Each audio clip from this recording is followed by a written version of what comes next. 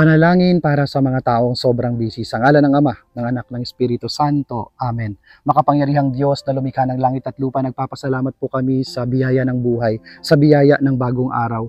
Panginoon, sa araw na ito, itinataas namin sa iyo ang mga tao na walang oras, yung mga tao na sobrang busy, na nawawala ng panahon para sa kanilang pamilya, sa kanilang mga anak, sa kanilang asawa, at sa kanilang pananampalataya sa iyo. Panginoon, hinihiling ko na pagkalooban niyo sila ng kaliwanagan ng kaisipan upang makita nila na ikaw ang pinakamahalaga sa aming buhay, na ang pananalangin, na ang pananahimik ang pinakaimportante sa aming mga buhay, na kung wala ka, Panginoon, wala kami. Ipakita mo na ang biyaya mo ay dumadaloy sa bawat isa sa amin, at Panginoon, kinakailangang makita namin ang iyong pagmamahal sa aming lahat.